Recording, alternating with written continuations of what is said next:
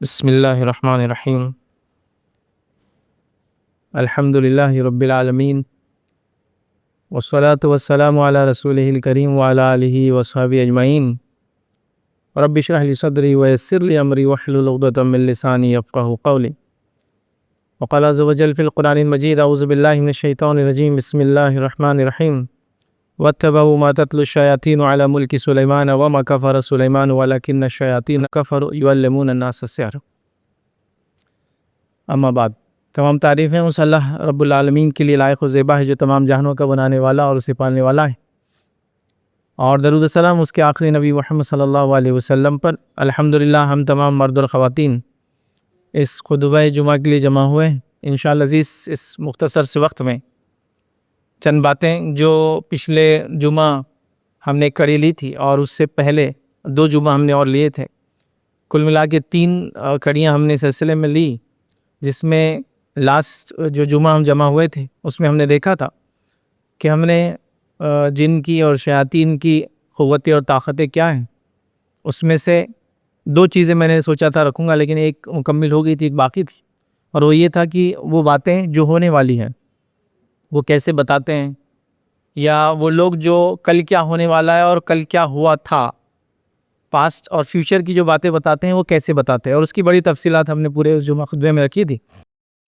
مقصد یہ تھا کہ جو بدعقیدگیاں لوگ پھیلاتے ہیں کل کی بات یا کل کیا ہوگا وہ جاننے کی کوشش میں، اور جو لوگ کوشش کرتے ہیں اور جو لوگ بتانے کی کوشش کرتے ہیں، ہم نے دیکھا تھا نبی اکرم صلی اللہ علیہ وسلم نے بہت سخت وعید کی اور فرمایا جو کسی کاہن عراف یا وہ شعبدے باز یا وہ شخص جو کل کی بات بتانے کا دعویٰ کرتا ہے، فیوچر کی بات بتانے کا دعویٰ، اس کے پاس جائے اور اس سے سوال کرے، لیکن اس پہ یقین نہ کرے، صرف سوال کوشچن کرے، تو اس کی 40 دن کی نماز قبول نہیں ہوتی ہے۔ اور اگر کوئی شخص ایسے شخص کے پاس جائے کہ کل میرا کیا ہوگا، رزلٹ، نتیجہ، زندگی، موت، بیماری، فصل، تجارت، اولاد، کچھ بھی ہو سکتا ہے XYZ، اور وہ اس پہ یقین بھی کرے، ہاں ایسا صحیح بات ہے، انہوں نے جو کہا وہ ہو گیا، تو اس نے اس چیز کا انکار کیا جو محمد صلی اللہ علیہ وسلم پر نازل ہوئی، مطلب وہ شخص کافر ہو جاتا ہے۔ اب اندازہ لگائیے، ہم نے دیکھا تھا کہ مسلمان چھوٹی چھوٹی چیزوں کے لیے بتانے کن کن کے پاس جا رہے ہیں، اور انسان تو انسان ہم نے دیکھا وہ جانوروں سے بھی سوال کرے، طوطے ہیں اور پتہ نہیں اور کون کون سے جانور ہیں جو آپ کی تقدیر یا ہماری تقدیر کے بارے میں بتا رہے ہیں، اور لوگ یقین کر رہے ہیں، ارے وہ صحیح ہوا، وہ طوطے نے ایسا بولا تھا اور ایسا ہو گیا، فلاں چیز کہی تھی، فلاں چیز ہو گئی۔ اور میں نے کہا تھا آپ کو یہ چیزیں نہیں ہوتی، مگر سائیکلوجی اس کے اندر شامل ہوتی ہے کہ کاہن جو ہوتا ہے اس کو جو جن ہوتا ہے آ کر ایک بات بتاتا ہے جو سچ ہوتی ہے، اور کاہن پھر 100 جھوٹ کے ساتھ اس بات کو آپ کو بتاتا ہے، جس سے میں نے بتایا تھا آپ کو پیور سائیکلوجی ہے، نفسیات ہے، ایک عورت، ایک آدمی، فلاں، اور آپ اس کو میچ کرتے جاتے ہیں ذہن میں اور وہ فٹ کر دیتے ہیں جس پہ آپ کو فٹ کرنا آپ کے ریلیٹیو میں سے کہ ہاں یہ جادو اس نے کیا، فلاں چیز ہوئی، ایک چیز اچھی ہوں گی ایک چیز بری ہوں گی، میں نے ایگزامپل دیا تھا آپ کو، میں نے آپ سے کہہ دیا، تو آپ پھر سوچتے رہیں گے کیا ایک چیز اچھی ہوں گی، اور کوئی بھی ایک چیز جو اس دن اچھی ہوئی آپ نے مان لیا آج ہی فیض بھائی نے بولے اچھی تھی، اچھی ہو گئی، اب اس کے بعد 100 اچھی چیزوں کو آپ نہیں کاؤنٹ کریں گے کیونکہ میں نے ایک ہی بولا تھا نا آپ کو۔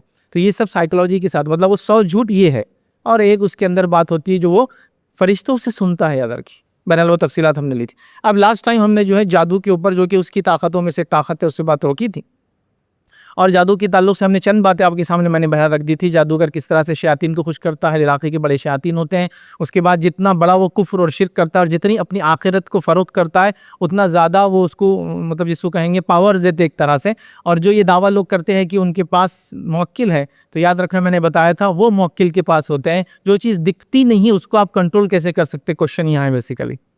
اگر اس کا ایگزامپل دیکھنا ہے تو ابھی تو نہیں اتنا وہ ہوتا ہے، لیکن آج سے 20 سال پہلے جب انٹرنیٹ شروع ہوا تھا تو بہت سے لوگوں کے اکاؤنٹس ہوں گے جو مختلف قسم کے پلیٹ فارمز ہوتے تھے، اب تو پلیٹ فارم ختم ہو گئے ہو، جس پہ لوگ چیٹنگ کرتے تھے ایک دوسرے سے، جس میں یاہو چیٹ میسنجر بہت مشہور تھا ادھر کی، خیر کچھ بچوں نے تو دیکھا اور سنا بھی نہیں اس کو، بہرحال تو لوگ کیا کرتے تھے اس پہ لکھتے تھے ایک دوسرے کو، بھائی پہلی بار چیٹ شروع کرے، کوئی بھی ایک رینڈم پرسن کو پسند کرے اس کو ASL لکھتے تھے، اے سیکشن لوکیشن، بھائی کہاں کے رہنے والے، عمر کیا ہے، ہاں اور نام کیا ہے، عمر، اس طرح سے سوال کرتے تھے، وہ سامنے والا جو لکھے اس کو ماننا پڑتا تھا۔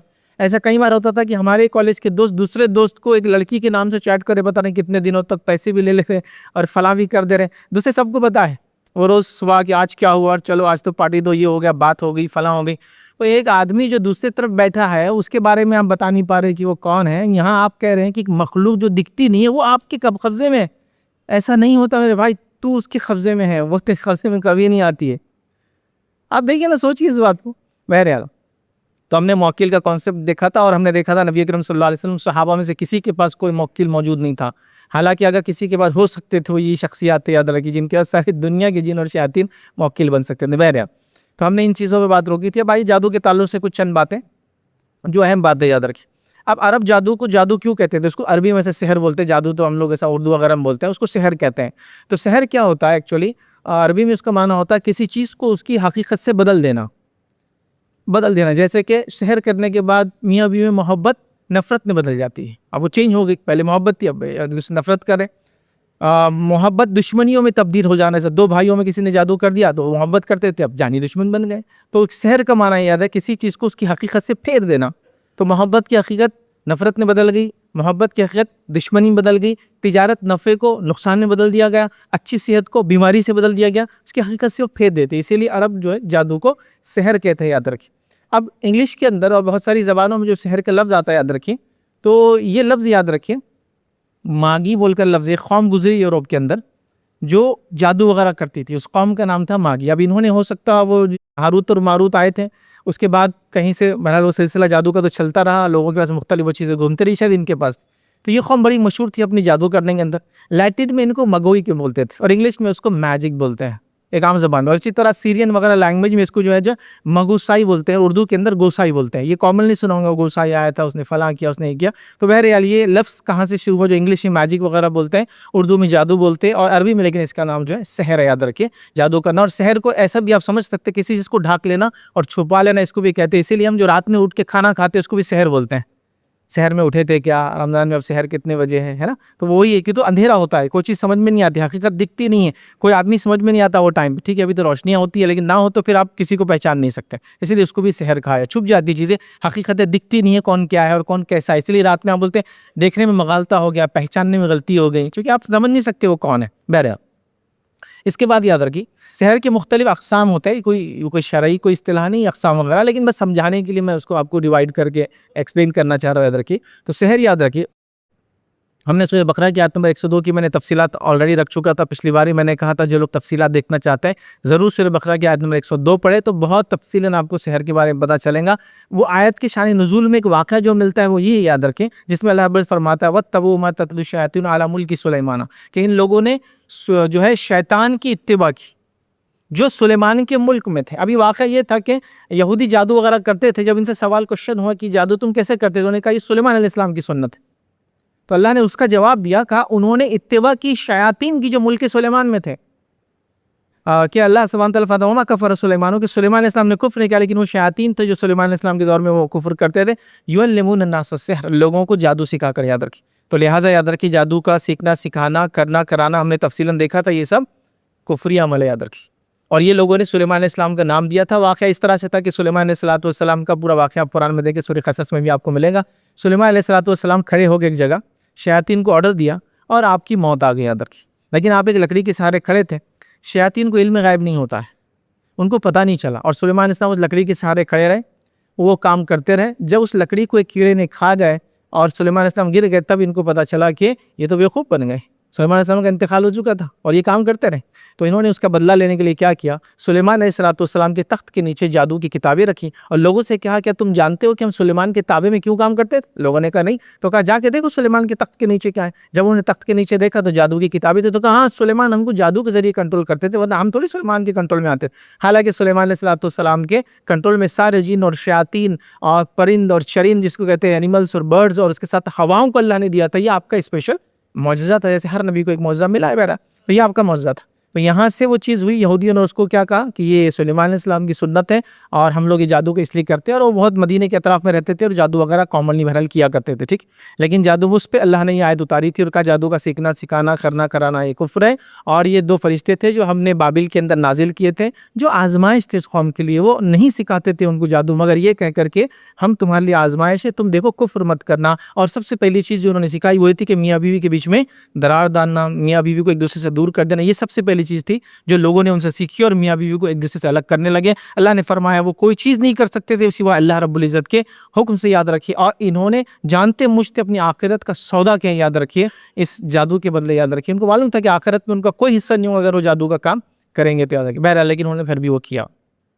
اب آ جائیے جادو کی اقسام یاد رکھیں. تو جادو کو عموماً یاد رکھیں ان 3 بڑے اقسام میں تقسیم کیا جاتا ہے. ایک ہوتا ہے سحر سفلی، کامنلی آپ نے سنا ہوگا، بہت گھٹیا قسم کا جادو، سفلی عمل ہو گیا ان پر، بولتے اردو میں بھی عام طور سے استعمال ہوتا ہے. تو یہ سفلی مطلب سب سے گری ہوئی چیز یاد رکھیں. یہ عربی کے اسفل سے آتا ہے، وہ اسفل السافلین جو قرآن کا سب سے نیچے سے نیچے ہو گیا اس کے اعمال کے اعتبار سے، پھر انسان نے جب ہدایت پر نہیں چلا، صحیح کام نہیں کیے، تو یہ سحر سفلی کہا جاتا ہے. یہ سب سے گھٹیا علم ہے اور اس کے لیے جادوگر ہر وہ چیز کرتا ہے جس سے شیاطین کی مدد ملتی ہے، اور شیاطین کی مدد حاصل کر کے پھر وہ میں نے آپ کو بتایا تھا واقعات، کسی پہ اثر کر دینا، کسی کو تکلیف پہنچا دینا، کسی کو فلاں کرنا، یہ پرلے درجے کا جس کو کہیں گے جادوگر ہے، لیکن عقیدے کے اعتبار سے گھٹیا درجے کا انسان ہے دنیا کا سب سے زیادہ. تو سحر سفلی ہوتا ہے. دوسری قسم ہوتا ہے یاد رکھیں، اس کو سحر علوی کہا جاتا ہے. اس میں ستاروں اور سیاروں کے ذریعے لوگ بتاتے ہیں، اور یہ بہت کامنلی چلتا ہے. کل آپ کے ساتھ کیا ہوگا، ستارے آپ کے کیا بولتے ہیں، آپ کی پیدائش کس مہینے میں ہوئی تھی، اس میں کون سا بروج تھا ستاروں کا کنسٹیلیشن، اس کے بعد وہ ستارے آج کیا بولتے ہیں، کون سا کپڑا پہنے کون سا نہیں پہنے، موت کب آئیں گے، زندگی کب ہوں گی، کل کیا ہوں گا، یہ تمام چیزیں. تیسری قسم یاد رکھیں سحر فکری کہتے ہیں. اس میں ایکچولی وہ جادو نہیں کرتا ہے، یہ ٹرکسٹر ہوتا ہے. اس کو بولتے ہیں نظر کا دھوکا، ہاتھ کی صفائی، ویسے یوں کرتے ہیں نا گستے، اور یوں کر کے گلاب کا پھول نکال دیا، یوں کرا خرگوش نکال دیا ٹوپی میں سے. تو ایکچوئل وہ جادوگر نہیں ہوتے ہیں، وہ ٹرکس کرتے ہیں. لیکن وہ بھی یاد رکھیں شعبدے بازی مطلب زبردست انداز سے یہ چیزیں کرتے ہیں، یاد رکھیں.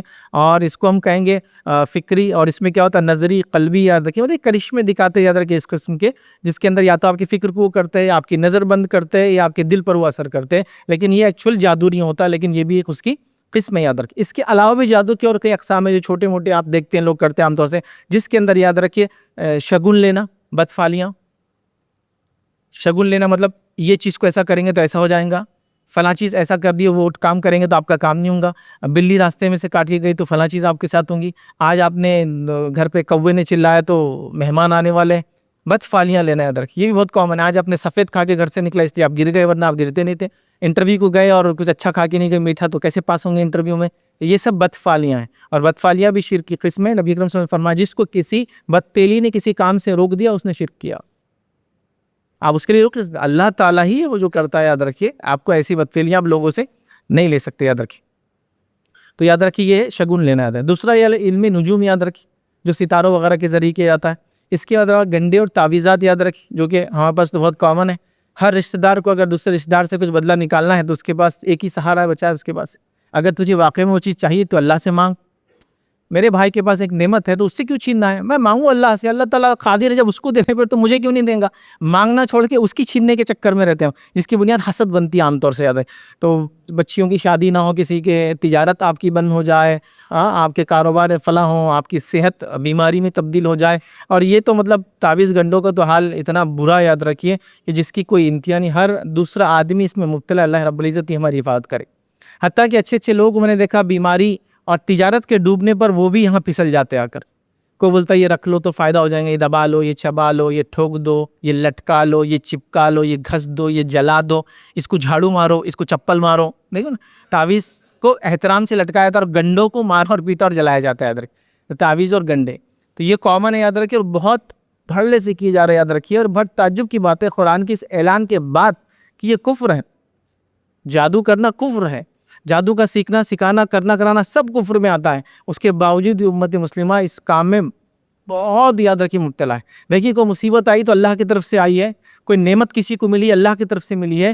تو اگر آپ کو نعمت چاہیے تو مانگو. مصیبت ہٹانا تو اللہ سے کو ہٹانے کے لیے، کوئی دوسرا آدمی اس مصیبت کو ہٹا نہیں سکتا. ہاں اللہ نے اگر کسی کو چیز کا ذریعہ بنایا، سبب بنایا، وہ ایک الگ بات ہے. جیسا مثال کے طور پہ اللہ تعالیٰ نے کچھ جھاڑوں کے اندر کچھ صفتیں دی جن کے کھانے پینے لگانے سے واقعی میں فائدہ ہوتا ہے. آپ کو پتا ہے کہ یہ جھاڑ سے یہ ہوتا ہے، فلاں چیز گھس کے پیے تو یہ ہوتا ہے، جیسا طب کے اندر استعمال ہوتا ہے، میڈیسن وغیرہ کے اندر. تو یہ ایک الگ بات ہے، اللہ نے اس میں وہ صلاحیت دی. لیکن اللہ نے کوئی صلاحیت نہیں اس پتھر میں، آپ اس کو کھا رہے ہیں، چپکا رہے ہیں، اور اسے عجیب و غریب عقائد جو اس کے اندر وہ صلاحیت ہو ہی نہیں سکتی. تقدیر کو بدلنے کی صلاحیت کسی میں نہیں. یاد رکھیے آپ وہ سیمت کر کسی کی نعمت چھیننے کے لیے آپ اس کو استعمال کریں، سبحان اللہ. تو تعویذ اور گنڈے یاد رکھیے. اسی طرح کہانت یاد رکھیے، مطلب غیب کی باتیں جاننے کا دعویٰ کرنا. اسی طرح عراف یاد رکھیے. عراف وہ لوگ ہوتے ہیں جن سے لوگ یہ سوالات پوچھنے جاتے ہیں کہ بھائی چوری ہو گئی کس نے چرایا، بچہ گم گیا ابھی کہاں ہے، اسی طرح خزانے کہاں ملیں گے. اور یہ اس میں تو ماشاءاللہ خاموشی کے اندر ہمارے کئی لوگ اپنا لاکھوں لٹا چکے، بولتے بھی نہیں بیچارے، جو کہ اب کس کو بولیں گے کیا ہوں گا. اور یہ بتانے والوں کا ایسا زبردست رہتا ہے کہ آپ کا بچہ گم گیا، آپ ان کے پاس چلے جائیں. ابھی یہاں ریلوے اسٹیشن پہ کھڑا ہے، اب آپ پہنچے، ارے یہاں نہیں ہے، ابھی نکلا اگلی ٹرین میں ہو، تو وہ ایسے ہی ابھی رہتا ہو. خزانہ کہاں؟ یہاں ہے. اب آپ نے کھود دی، ابھی سرک گیا ہو، ارے پھر اب کیا کرنا، ادھر کھودنا. ہاں ادھر کھودا ابھی سرک گیا ہو تو بھائی پہلے سے تو 10-12 لوکیشن بتا دینا، جہاں سرکیں گے وہیں نکل جائے، وہیں گڑا کر کے پہلے سے رکھیں. وہ نہیں کر سکتا ہو، اور خود سوچیے وہ نہیں نکالتا ہو خزانے کو، آپ کو بتا رہا لوکیشن. جب تھا تو وہی نکال کے مالدار بن جاتا نا. تو لیکن آپ کو اتنا سائیکولوجیکل ہراسمنٹ کر کے دھیرے دھیرے وہ 2 روپے کا سکہ، 5 روپے کا ایک مخصوص سکہ لاؤ، وہ اتنے لاکھ میں اس کا ہی کوئی آدمی ایجنٹ آپ کو بیچ کے جاتا، پھر وہ سکے سے وہ کسی کو کال کرتے، وہ کال ہونے کے بعد اس کی روح آتی، وہ آ کے آپ کو سکے برساتی وغیرہ. کچھ نہیں ہوتا. ایسا خزانہ کسی کو نہیں ملا آج تک. اگر مل سکتا تو وہ خود آدمی لیتا جس نے آپ کو بتایا یہ طریقہ. سبحان اللہ. تو یہ ہوتا ہے، یاد رکھیے، عراف، خزانہ بتانا، چوری کس نے کیا، چور کہاں ہے، بچہ گم گیا، تو یہ ان سے لوگ سوالات، ان کو عراف بولتے ہیں. یاد رکھیے. اسی طرح یاد رکھیے علم العادات، یاد رکھیے نمبرز کے ذریعے آپ کسی کے پاس گئے، بھائی کیا ہے، تو وہ فوراً شروع ہو جاتے ہیں نمبر لکھنا. پھر چٹھی پلٹا کے بولتے ہیں آپ بھی ایک نمبر لکھو، پھر آپ بھی لکھتے کھولتے، اور میچ ہو گیا، انہوں نے 23 لکھے تھے، آپ نے بھی 23 لکھا، کام ہو جائے گا آپ کا. پھر آپ گئے تو یہ سب کرتے. یہ بھی جادو کی ایک قسم ہے. یاد رکھیے ان تمام چیزوں کو نہیں کرنا چاہیے، چونکہ کوئی کل کا نہیں جانتا. یاد رکھیے. تو یہ کیسے جانے؟ تو علم العادات ہے، یاد رکھیے. اسی طرح علم حروف ہے، یاد رکھیے. مطلب آپ کے نام کے جو الفاظ ہوتے ہیں یا چیزوں کے حروف ہوتے ہیں، یاد رکھیے، وہ لے کر، یاد رکھیے، وہ چیزوں کو آئیڈینٹیفائی کرتے ہیں. اور یہ بہت بڑی تحریک بھی تھی، یاد رکھیے. خاص طور سے عثمانی جو سلطنت تھی، یاد ہے، اس میں محمد الفاتح کے زمانے میں اس نے ان لوگوں کو بہت سخت سزائیں دی تھی اور ان کو زندہ جلا دیا تھا. یاد رکھیے. یہ حروفیہ بول کے ایک موومنٹ تھی اس زمانے میں. بہرحال آپ کبھی نیٹ پہ دیکھنا ہے تو دیکھیں. وہ لوگ کیا کرتے تھے، لوگوں کے چہروں سے، ان کی شخصیات کے نمبر، حروف لکھ کر پھر آپ کی پوری شخصیت بتا دیتے کہ فلاں فلاں فلاں، آپ یہ نام، ماں کا نام، باپ کا نام، فلاں، یہ سب کرتے تھے. یاد رکھیں. تو بہرحال علم حروف یاد رکھے سو کہتے ہیں. لیکن یہ بھی شریعت نے ایسی کوئی بھی علم نہیں، یاد رکھے، اگر ہوتا اور انسانیت کے لیے نفع بخش ہوتا تو نبی اکرم صلی اللہ علیہ وسلم امت کو بتا کے جاتے، چونکہ آپ رؤوف الرحیم تھے. قرآن نے کہا امت کے لیے، صحابہ کے لیے. تو وہ ظاہر سی بات ہے، یہ سب باتیں بتاتے کہ صحابہ کل جنگ میں کیا ہوگا پہلے معلوم کر لیا کرو تم یہ سب چیزوں سے. میں بتاتا ہوں، جب آپ نے نہیں بتایا مطلب یہ چیزیں کبھی بھی صحیح اور شریعت کا حصہ اور شریعت کا پارٹ نہیں ہو سکتی. اس چیز کو سمجھنا ہے. لیکن ہمارے پاس یہ چیزیں کامن ہوتی ہے، ہر ایرا اس چیز کو بتا رہا ہے. شریعت نہیں، ثابت نہیں. نبی اکرم صلی اللہ علیہ وسلم بتائیے، کبھی کوئی حروف لکھ کے، نمبر لکھ کر، اعداد لکھ کر صحابہ کے گھر میں چوریاں ہوئی، کبھی آپ نے بتایا کس نے چوری کی؟ ارے وہ آپ واقعہ چھوڑو، اللہ کے ایک برگزیدہ نبی جن کا واقعہ سورہ بقرہ کے اندر ہے، قوم آتی ہے اور پوچھتی ہے موسیٰ کل ایک قتل ہوا، کس نے قتل کیا بتائیے؟ موسیٰ علیہ السلام کہتے ہیں اللہ حکم دیتا ہے کہ گائے کو ذبح کرو. یہاں سوال ہو رہا قتل کا. موسیٰ علیہ السلام پھر کو وہی آ رہی کہ گائے ذبح کرو، تو پھر بتایا جائے گا کیا ہوگا. وہ پورا واقعہ پڑھیے اس کو. تو یہاں ایک اللہ کے برگزیدہ نبی اور وہ نہیں بتا سکتے قتل کس نے کیا، پورا واقعہ اس کے اندر. تو آپ بتائیے کیسے کوئی ایک امتی، چاہے وہ کسی کا بھی امتی ہو، وہ کیسے ان چیزوں کو بتا سکتا ہے جب وقت کے بڑے بڑے انبیاء کل کیا ہوں گا نہیں بتا پائے؟ آپ سمجھ رہے؟ تو یہ چیز ہم کو سمجھنا، یاد رکھیے. لیکن ہم پتہ نہیں ایسے وقتوں پہ کہاں عقل چلی جاتی ہے، اور لوگ وہ جو اطراف کے ہوتے وہ اتنا پبلک پریشر اتنا ہوتا نا، کر لو کر لو کر لو. اب اتنے تو پریشان ہوں گے، مار دیتے کہ اس کو اتنا بیمار ہو گیا، ایک بار باندھ لو، تھوڑا سا کرنے میں کیا جاتا. لیکن ہم عقیدے سے کمپرومائز نہیں کر سکتے. وہ چیز تھوڑی سی ہو سکتی ہے، یاد رکھیے، آخرت برباد کرنے والی چیز ہو سکتی ہے. یاد رکھیے وہ ہم نہیں سمجھ رہے. یاد رکھیے وہ بہت ڈینجرس چیز ہے. یاد رکھیے. اور یہ کامنلی پھر پبلک پریشر اتنا ہوتا ہے دوستو احباب کا، یہ انہوں نے کرے دیکھ ایک دن میں کھڑے ہو گئے، تو خامخواہ یہ چیز نہیں کر رہا، کر کے دیکھ لے کیا ہوتا. دیکھیے یہ سب چیزوں سے بہت بچنا چاہیے ہم کو. پھر اسی طرح یاد رکھیں علم جفر، علم رمل، اس کی بہرحال لوگوں نے کتابیں لکھی اور ساری چیزیں کی، جس کے اندر علم رمل میں عام طور سے کوڑیاں، سیپیاں، ڈائس، آپ کا جو کھیلتے نا جس سے آپ لوڈو وغیرہ کے اندر ڈائس، وہ ڈال کے آپ کو بتاتا ہے کل کیا ہوں گا، چیئیں اور وغیرہ چیزیں، ویسے ڈالی ہڈیاں پھینکیں گا، پھر وہ کاؤنٹ کریں گا، پھر وہ ریلیٹ. بہرحال وہ ایک علم میں سب کفریہ چیزیں وہ ریلیٹ کرتا، پھر بتاتا، اور پھر وہی کل بتانے کی چیزیں رہتی ہو، یا کچھ آپ پہ ہو گیا، آپ کو ڈاؤٹ ہے تو آپ یہ سب چیزیں بہرحال کرتے ہیں. اب یہ چھوٹا سا واقعہ یاد رکھیے، موسیٰ علیہ السلام کے زمانے کا ہم دیکھتے ہیں. موسیٰ علیہ السلام کو اللہ رب العزت نے ایک معجزہ دیا، اور وہ معجزہ کیا تھا؟ آپ کے پاس عصا تھا جو سانپ بن جاتا تھا، اور آپ اپنا ہاتھ بغل میں ڈالتے تھے اور وہ سفید ہو کے نکلتا تھا، جبکہ آپ کو کوئی بیماری نہیں تھی. یاد رکھیے وائٹ ہو جاتا تھا. یہ 2 معجزے دیے فرعون کے پاس جانے کے لیے. اب آئیے وہ پورا واقعہ ہوا، اس کے پورا بیک گراؤنڈ میں نہیں جاتے، لیکن اب یہ ہوا کہ موسیٰ علیہ السلام نے عصا ڈالا، فرعون نے اس کو دیکھا اور ڈر بھی گیا، اور اس نے کہا کہ بھائی ایک ٹائم ہم طے کرتے ہیں، پوری قوم کو بلایا جائے، ہم اپنے جادوگروں کو بلائیں گے، تم بھی جو جادو کا تمہیں ٹرک ابھی دکھا ہے سانپ بنانے کی، ہم وہ کریں گے. اور اس زمانے میں یہ مصری جادوگر بڑے مشہور تھے، وہ رسیوں کو سانپ بنانا، رسیوں کو اوپر چڑھانا، اور وہ جادو آج تک بھی ہوتا ہے. آپ دیکھیے نکڑوں میں، گلیوں میں کبھی ایک آدمی آتا، وہ ایک سانپ کی ٹوکری لاتا، اس میں ایک رسی ہوتی ہے، اس کو بین بجاتا اور رسی سے اوپر چڑھنا چالو ہو جاتا، اس پہ چڑھتا بھی کبھی کو، اور اس کے اوپر پکڑ کے اس رسی کو، وہ یہ دیکھیے کامن ایک دم یہ ٹھیک ہے. تو مصری بہت ہی جادو کرتے تھے اور رسیوں کو سانپ بنانے والا. تو فرعون کو لگا موسیٰ علیہ السلام بھی نعوذ باللہ ایک جادو لے کر آئے. تو کہا چلو ٹھیک ہے تم بھی آ جاؤ کل ایک اپوائنٹڈ ڈے میں جو بھی ہوں گا, اور اس دن لوگ جمع ہوں گے اور ہم لوگ یہ تم اپنا کرتب دکھاؤ جو تم دکھا رہے. حالانکہ یہ معجزہ تھا اور ہمارے جادوگر بھی وہ کریں گے. اس نے اعلان کروایا, بڑے بڑے جادوگر آئے, پوری ڈیل طے ہوئی, کیا ملیں گا بھائی, جیت گئے ہم تو, فلاں فلاں جو بھی بہرحال ہو گیا وہ ڈیل طے ہو گئی. اب وہ دن تھا جب لوگ جمع ہو گئے اور وہ وقت تھا جب بہت برائٹ لائٹ تھی اس ٹائم میں, مطلب وہ ظہر سے پہلے کا وقت جو ضحیٰ بولتے ہیں یاد رکھے, وہ وقت طے کیا گیا تھا اور وہ دن تھا جو ان کے تہوار کا دن تھا. اس تہوار کے دن سب جمع ہوئے اور موسیٰ علیہ السلام ایک طرف ہے, فرعون ایک طرف بیٹھا ہے, رعایا ایک طرف بیٹھی, جادوگر ہے. مطلب 4 لوگ اس کے اندر شامل ہیں. فرعون ہے, فرعون کی جادوگر ہے, رعایا ہے, عوام ہے اور موسیٰ علیہ السلام ہے. ٹھیک.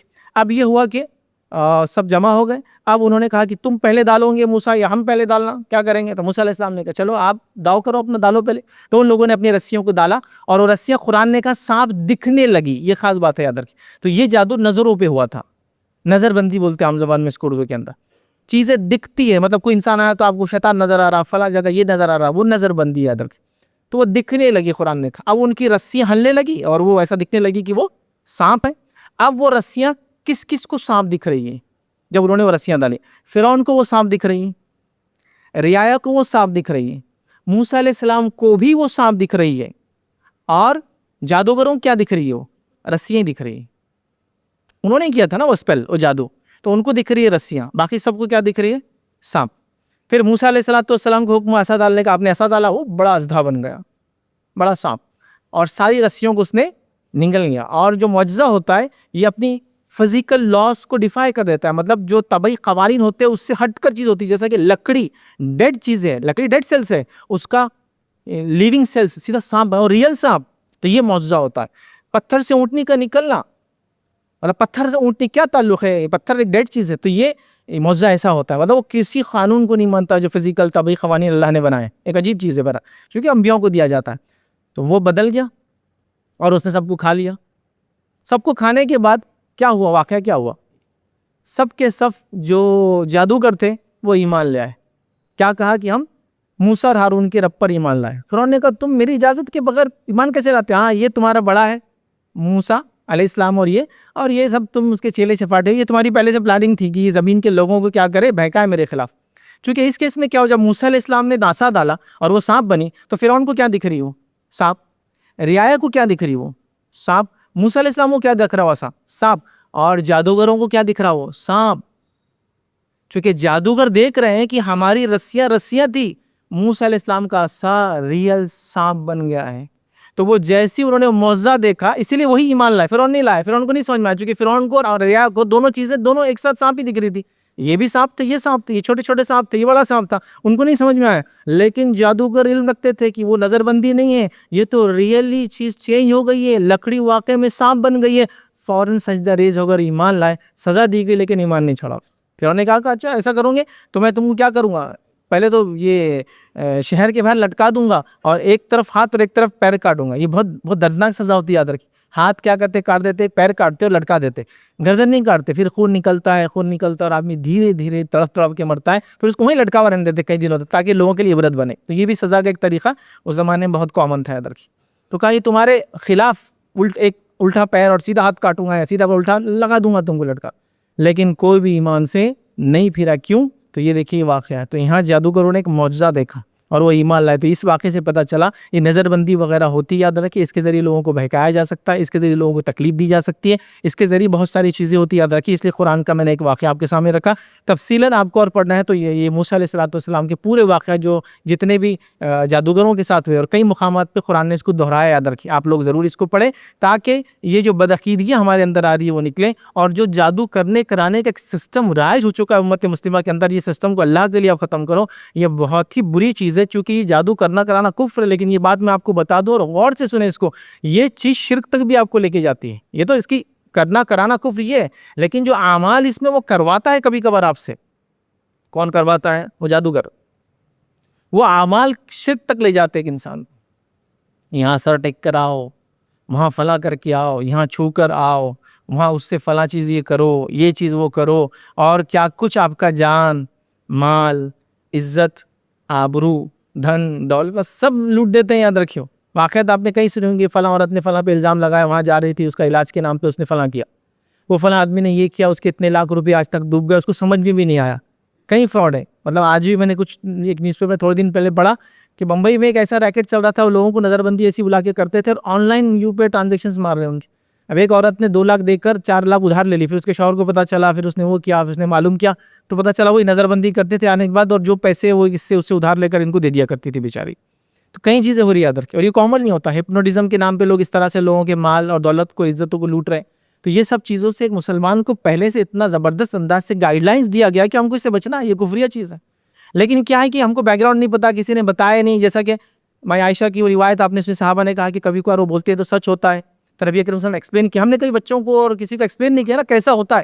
ہم تو بولے غلط ہے، لیکن وہ ہو رہا ہے نا، اس کو لگ رہا ہے، تو آپ ایکسپلین کرنا چاہیے. کتاب اور سنت نے ایک دم واضح طور سے ہر چیز کو جو زندگی میں معاملات آتے ہیں سب ایکسپلین کیا. بڑی افسوس کی بات ہے ہم ایکسپلین نہیں کرتے ہیں ادھر کی. تو ایکسپلین کرنا چاہیے، بتانا چاہیے ادھر. تو لہٰذا یہ بڑی اہم چیز ہے، یاد رکھیں، اس کو سمجھنے کی ضرورت ہے. اب آئیے یہ جادو کے بارے میں چند باتیں، اب اس سے بچاؤ کی تکنیک و ترکیب کیا ہے. اور یہ بات میں بتا دوں آپ کو کہ انشاءاللہ عزیز ابھی ہم جو ہے یہ جو کڑی ہمارے جن اور جادو کی چل رہی تھی، یہ اس کا آخری ابھی سیشن ہم رکھیں گے. بعد رمضان انشاءاللہ عزیز اس کو ہم کنٹینیو کریں گے. 4 ہی کڑیاں ہوئی انشاءاللہ، اور 4 کڑیاں ہیں رمضان کے بعد، اس کو تفصیلاً دیکھیں گے. چونکہ اب رمضان قریب آ رہا ہے تو اگلے جمعہ سے ہم رمضان سے متعلق کچھ چیزیں لیں گے. تو بہرحال تو یہ بات کو آپ اس کو سمجھنا ہے. بچنے کا طریقہ کیا ہے اس کو شارٹ میں یہاں لے لیں گے، پھر تفصیلاً انشاءاللہ بعد میں اور سیریز میں آئیں گا. چند باتیں جو قرآن و سنت سے ہم کو ملتی میں رکھتا ہوں. پہلی چیز یاد رکھیں، ہر روز صبح فجر کے بعد آپ کو یہ کلمہ 100 مرتبہ پڑھنا ہے. لا الہ الا اللہ وحدہ لا شریک لہ لہ الملک ولہ الحمد وہو علی کل شیء قدیر.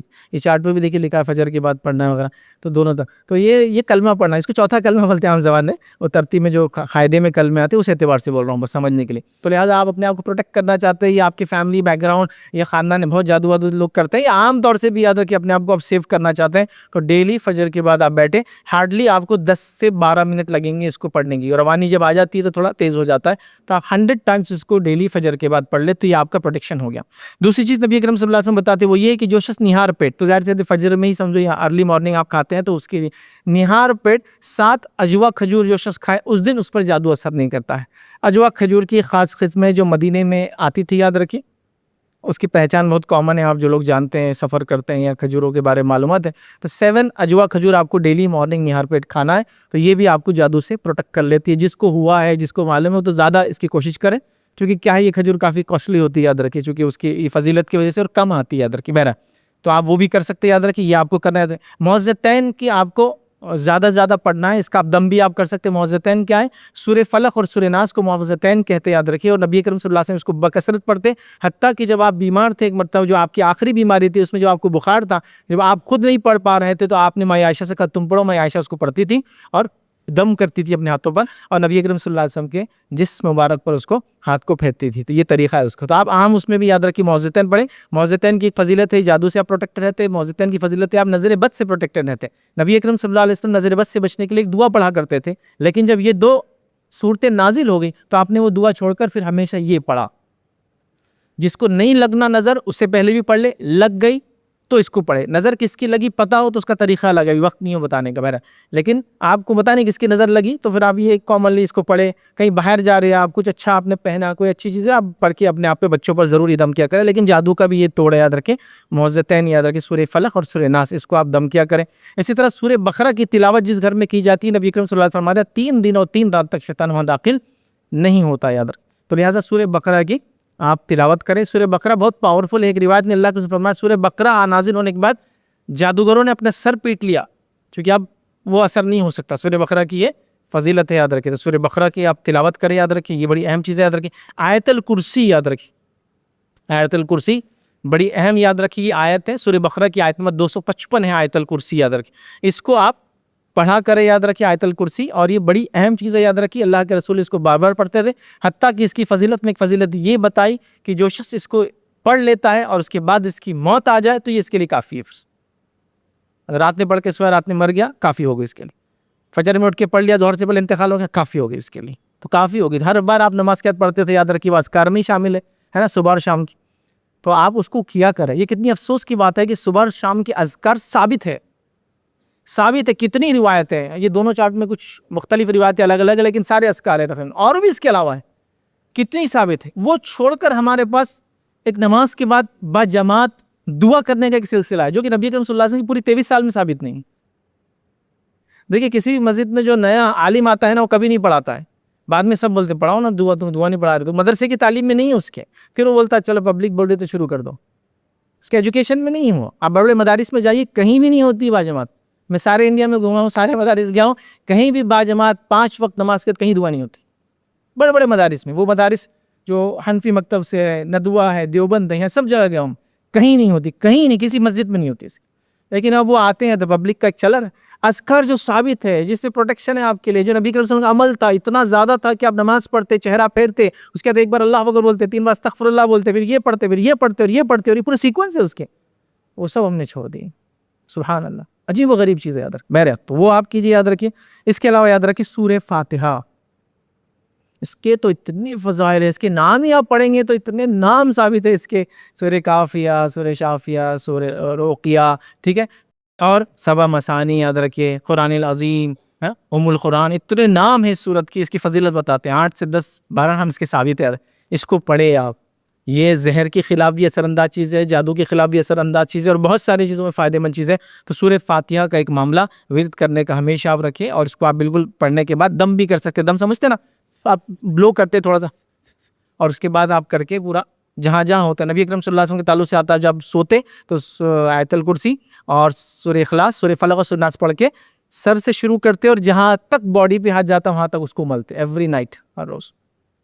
تو یہ کرتے. تو یہ بہرحال مختصر تھا، اور بھی باقی دوسری چیزوں کے تعلق سے اور بھی چیزیں جو ایمانی پھر آپ کی تقویت دیں گی تاکہ جادو سے آپ بچیں. انشاءاللہ میں جب یہ سیریز کو ختم کروں گا اس میں 17 پوائنٹ ہیں، وہ ہم تفصیلاً انشاءاللہ دیکھیں گے. یہ مختصر چونکہ میں چاہ رہا تھا کہ اس کو ہم کنکلوڈ کریں تو یہاں لا کر ان چیزوں کو میں رکھوں. تو یہ مختصر چیزیں، اور بھی چیزیں، اور الحمدللہ علماء نے بہت اچھی اچھی کتابیں اس پر لکھی. یاد رکھیے ان جن جادو، اس کی حقیقت، اس کا علاج کا طریقہ، علاج میں کیا کرے، علاج میں کیا نہ کرے، وہ آپ کریں. ایک بہت اچھی بک ہے جن اینڈ ہیومن سکنس، جن اور انسانی بیماریاں، اس کے تعلق سے بھی کچھ کتابیں موجود ہیں. چونکہ ان کے کارناموں میں سے کارنامہ بیماریاں ابھی بہرحال وقت نہیں تھا، پھر کبھی ہم دیکھیں گے. تو وہ آپ دیکھیں انشاءاللہ، کافی اس میں تفصیلاً ان کے تذکرے ہے کیسے کرنا ہے. اور یہ بہت اہم چیز ہے. کئی لوگ ایمان، عقیدہ، مال، دولت، عزت گنوا دیتے ہیں صرف اس بلیف، اس عقیدے کے اندر کمزور ہونے کے نتیجے میں. تو گزارش یہ تھی، اور سیریز کو شروع کیا تو میں نے یہ کہا تھا ڈرانے کے لیے نہیں ہے، اپنے آپ کو بچاؤ کرنے کے لیے، چیزوں کو سمجھنے کے لیے، عقیدے کو مضبوط کرنے کے لیے، اور ان برائیوں سے بچنے کے لیے ہم یہ سیریز کو دیکھ رہے ہیں تاکہ ہم جانیں کہ دین نے ہم کو کیا گائیڈ لائنس کی. اور یاد رکھیں شریعت میں ایسی کوئی چیز نہیں جو آپ کی زندگی میں ہوتی ہے اور اس کا رہنمائی آپ کو نہیں ملے گی.